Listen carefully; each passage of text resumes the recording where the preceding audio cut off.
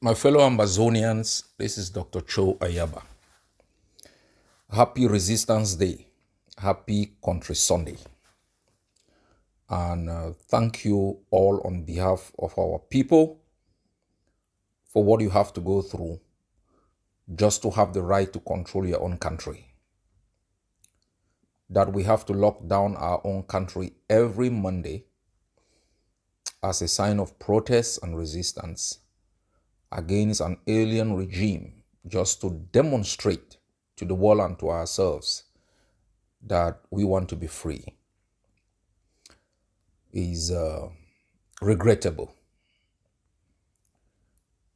A foreign country basically marshaled its forces into our own country and took over our land and basically dismantled everything that we had built, and in most cases never replaced them, and in some cases institutionalized repressive systems that deprive us of basic rights of assembly, freedom of speech, freedom of even conscience. Just to think privately was even criminalized. There were times laws were enacted to prevent three persons from standing together. Those three persons could even be families, so they criminalized families. Men of certain ages were systematically harassed. So being sometimes 16, 17, you were criminalized for being that age. Speaking English was criminalized because you were identified as part of a people that should be subjugated. There's so many things I can list that we have never thought of were instituted by the enemy state to deprive you of the basic survival instinct. We had to depend on them. And we are not talking here about a country that is apologetic. We are talking about an arrogant state that for 60 years has insisted it's their way or the grave for us. So each time you lock down on Mondays, it's not simply an act of resistance. It's important you reflect why you do so, why you want to be free. We are not talking about a country that sometimes would even allow our chiefs and our phones to administer our chiefdoms and fondoms the way it suits us. They criminalize those who resist their influence. They bribe the chiefs. Where force has not worked, bribery and corruption. Where both has not worked, they have come amongst us, recruited so many of us, giving them little opportunities, and then use them to become an instrument of their oppressive system. That's how they took over even our psyche. They took over our emotions. Because you have one of yours as part of them that brings you opportunities. You pay allegiance to them against yours for your own personal survival. That's how deadly it had become. All peoples across the globe have resisted this kind of intrusion. Whether it's the Kurds, the Jews, they rose up against this kind of intrusion into their way of beliefs, their thought patterns. La Republic basically hijacked us like a cancer and ate us from inside.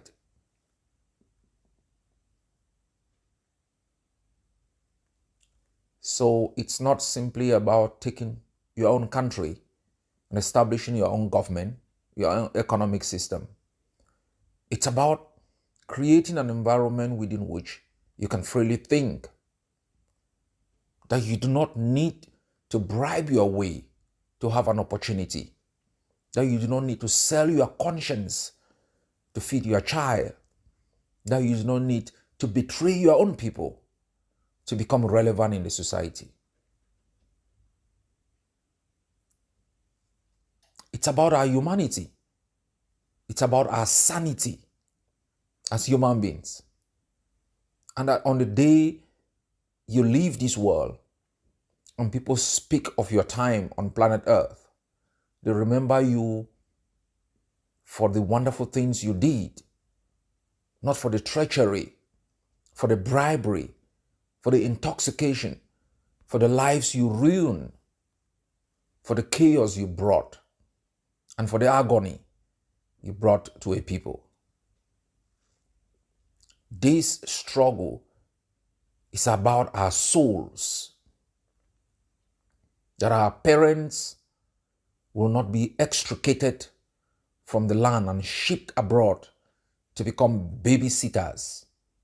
They lose all of their connections, their friends, their areas of worship, their sacred places. That we ourselves should have a homeland where you can simply fly into an airport and just the nature of the airport makes you feel proud. That the passport you hold is a representation of something dignifying. A country which is spoken of in great ways.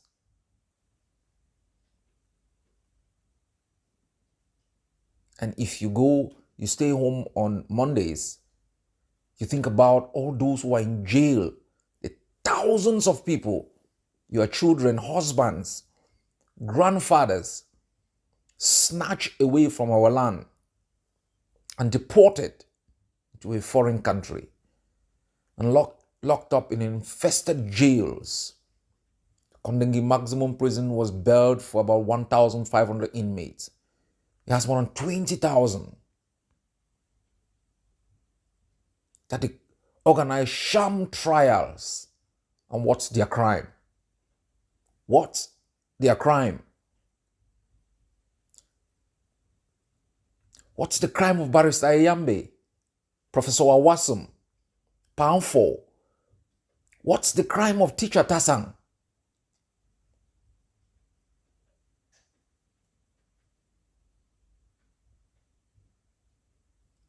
What crime have they committed to be whisked away by an invader into their own capital?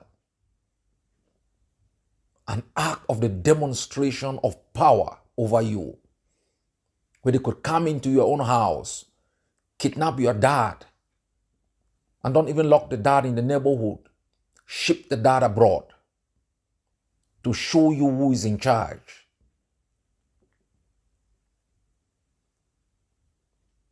My fellow Ambazonians, this is a struggle of our lifetime, and I ask each and every one of you to look at the big picture. Below that big picture, there would be some simmering, some squabbles and schisms that sometimes might be irritating. But I always ask you to look at the big picture. Why we fight. And more importantly, who we fight against. And just imagine and how sickening that thought may even be. That this fight comes to an end and you have to return to the state of affairs under Cameroon. Their educational system, legal system, their policing, their DOs, SDOs, administrators, the tormentors of your life, the butchers of Mamiapis, those who burn down your villages, have never apologized, never repented. Each time you rise up, they never sit back and ask themselves, where did we go wrong? They send more tanks. They burn down more villages. That's the enemy we are dealing with.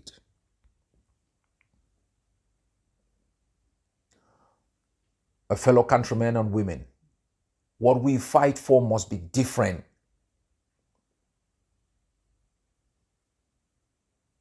The strategy of the enemy is to use force.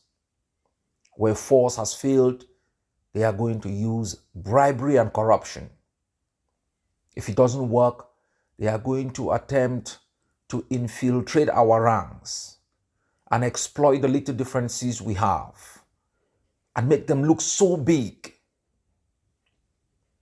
So you begin to question the reasons why we fight. You begin to doubt if we are going to emerge from this system to a more rapacious, oppressive system than the one you're escaping from. That's the work of the enemy. So each time you go online and you're calling your forces kidnappers, until you think you're scoring some points against Dr. Cho Ayaba, against the Ambazonian Defense Forces.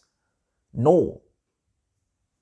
You can't score any points calling us kidnappers. You can't. The South African whites and the international community realized they scored no points calling Mandela a terrorist. And those who gave him the Nobel Peace Prize look in awe and shame for what they did. Those who call Yasser Arafat a terrorist.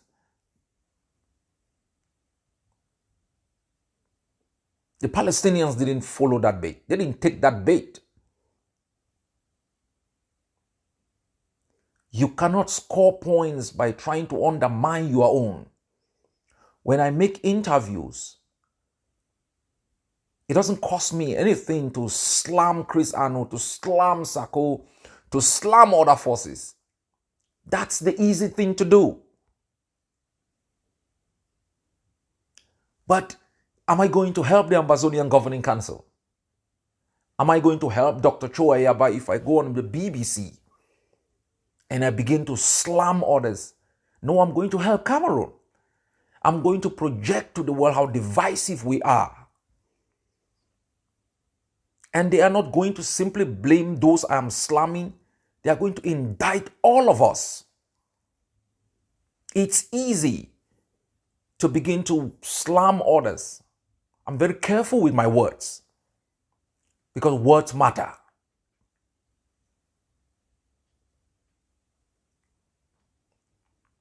We have gotten so many people that have risen up.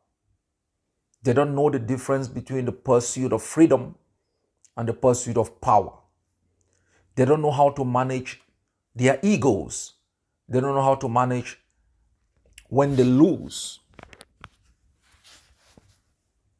There are days I get up as a leader, it's not a good day. For the movement I lead, for the forces I command. But I take every victory as an Ambazonian victory. Every failure as my failure, not an Ambazonian failure, but every victory as an Ambazonian victory. It takes guts, it takes nationalism, love for country to be able to defend others. I don't defend them because I love them. I don't defend them because they've done anything good for me. Some of those I defend have been so divisive, have spread a lot of lies and hate, sabotage. But I do it for the interest of our country, to project an image that we may disagree without being divisive, that we may argue without being quarrelsome.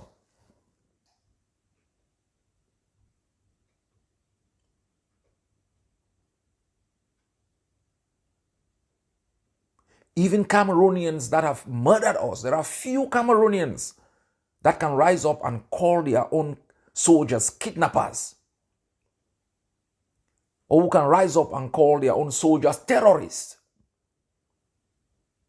There are few Cameroonians that have risen up and called Atanganji as a murderer. Imagine the number of Ambazonians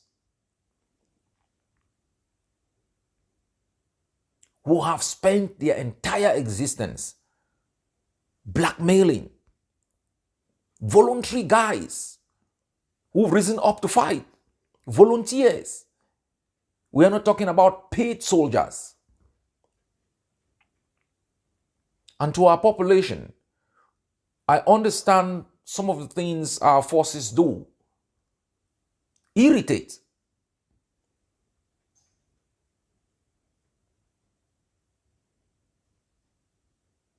These guys have been fighting for 5 years. We can analyze deeply what has pushed some of them to this level and how, as we have proven, the enemy has infiltrated the fighting space to burn schools, to kidnap. We know in Bamenda, elements being used by the regime to sell drugs. We know. To kidnap. We know. But this is the question you should ask yourself. Who will you run to? Those who burned down thousands of villages? Murdered more than 20,000 people? Destroyed your economy? Rape your kids? Kidnap and deported thousands of your sons and daughters and detained them in their own country?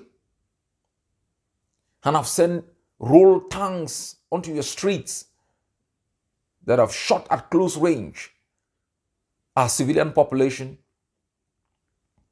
Or Ambazonian fighters who've so valiantly given you hope, challenged the occupier, but amongst which some have emerged to engage in harassment? Who will you bat for? The 60-year occupation, the butchers, the murderers, paid for through the exploitation of your resources, of brave men and women who fought for 5 years without pay, without food, without medical treatment. Men who have died of gunshots because they had no hospitals to go to. Soldiers who have been wounded and are handicapped and have no support.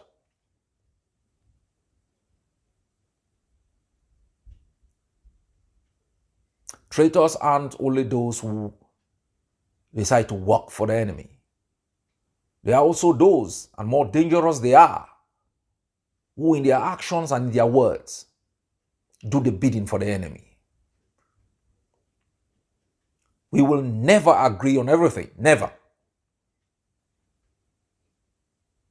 But our ability to be a people is to understand that disagreement is part and parcel and will remain part and parcel of our society, as it has been for every society. And how we manage those disagreements, find areas of convergence, allow majoritarian rule sometimes to prevail, oppose without being chaotic, advise and correct without being condescending and arrogant, will make or mar our society. We should have been in Boya by now, running our own country.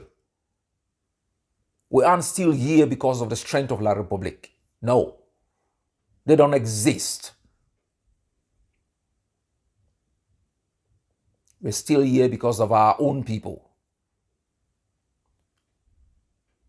who manipulated so many, intoxicated so many, refused to prepare.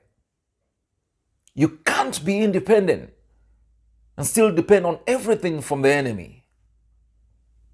You can't talk of independence when you can create an army to defend that independence, to protect the peace.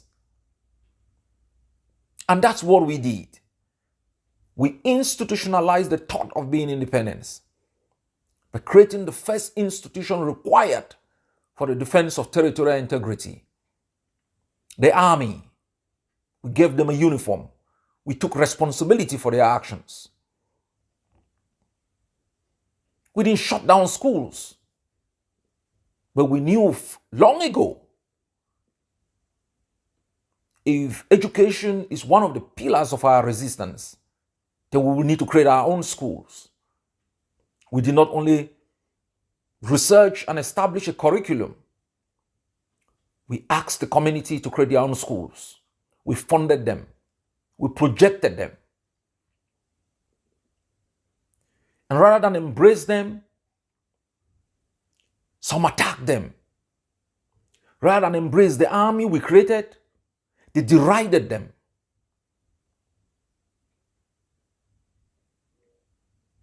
You can't talk about independence when you can't create anything. You can't talk about freedom when you are a hijacker. You only hijack ideas and institutions and want to make them your own. Independence is about innovation. It's about foresight. It's about vision. A better vision than the one that you've been, rocked into.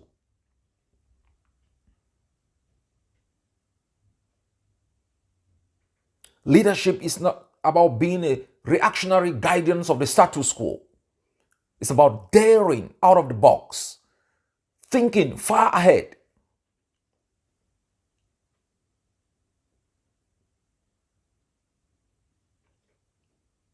We still inculcate the black people's syndrome. We don't want to create things. We want to fantasize. Independence is not a fantasy. All states that have declared independence have established an army and defended them, protected them. They've created a flag. Some of you denied our flag. They have been able to establish an impeccable identity for themselves. Some of you can't even call the name of our country because it was uttered by others. You refuse the flag because it was uttered by others.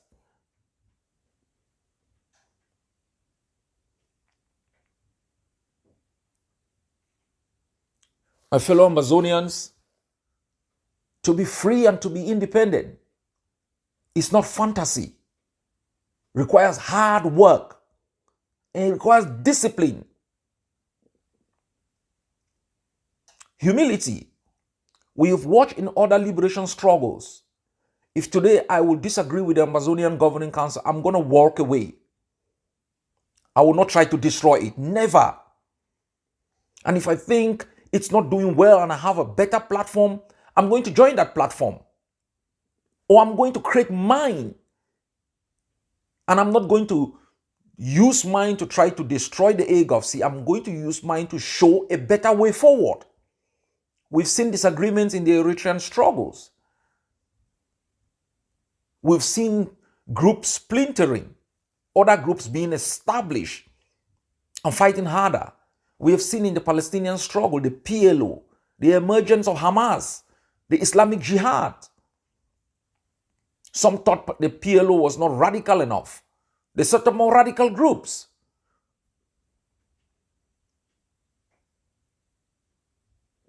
But in our own struggle, you disagree with the platform, you join the enemy. Or you spend your entire time on social media trying to destroy that platform, telling lies. No, they call that political opportunism. Nationalists, when they disagree, they walk away and establish better models. Political opportunists, they use the social media as a rallying point for opportunities for themselves. And so mind you, each time you hear people shouting on social media, those are not nationalists. They are political opportunists. They are pandering to the gallery. They are trying to feed on the uncertainty, on the naivety, and on the gullibility of a section of our people. Real nationalists, when they walk out of a platform, in less than 3 months, you see them establish something better,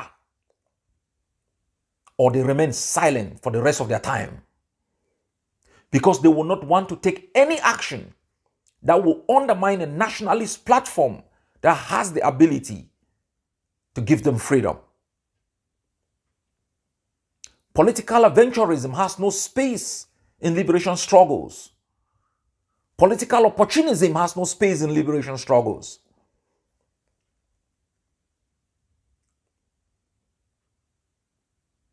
To be free, we must be disciplined. To be independent, we must create alternative institutions. We didn't just ask drivers and motorists not to use the enemy's number plate. We prescribed what they could use.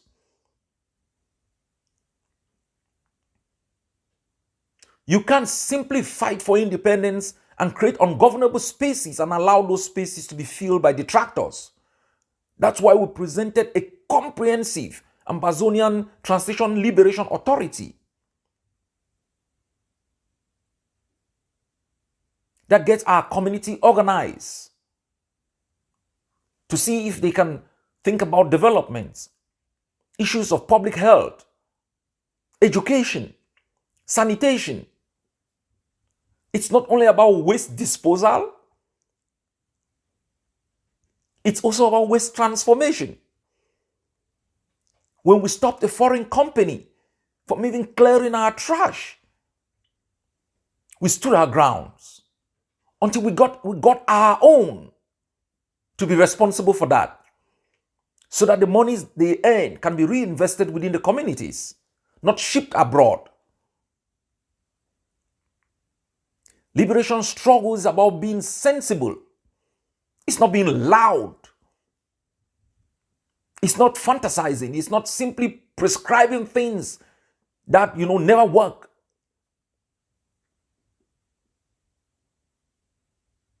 There is time for randomness. There is time for being sporadic. But you can't simply after 5 years have no consolidation. You simply all the times being sporadic. You will never have independence. Yes, we will remain sporadic, but we must also show that we can consolidate. We can institutionalize ideas reflected in schools, in transitional authorities, in the army, in the anti-kidnapping offices, in getting our population organized, in proposing a model for negotiation that is inclusive and that is sure of guaranteeing the aspirations of our people.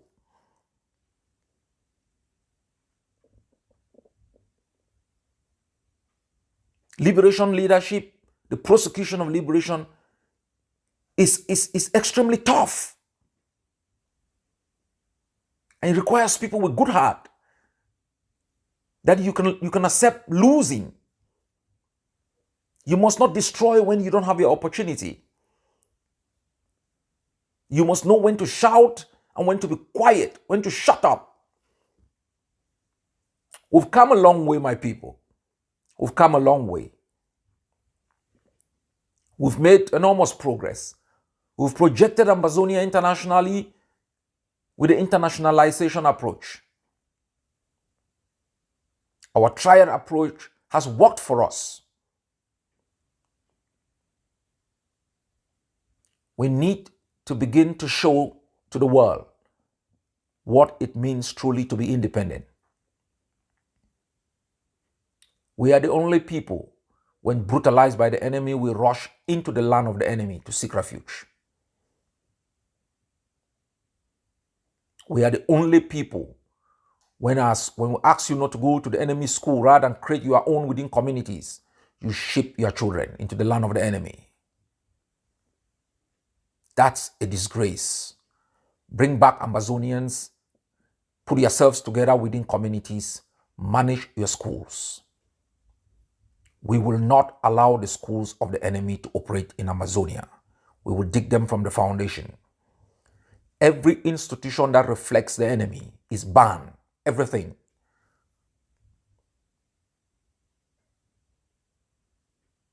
Independence means independence. That's why Mami Api died. That's why thousands of our people are in jail. And that's why thousands more of our men and women are up in arms. We must actualize the meaning of independence. It will be tough. If you don't start, you will never get there. Happy Country Sunday. God bless every Ambazonian.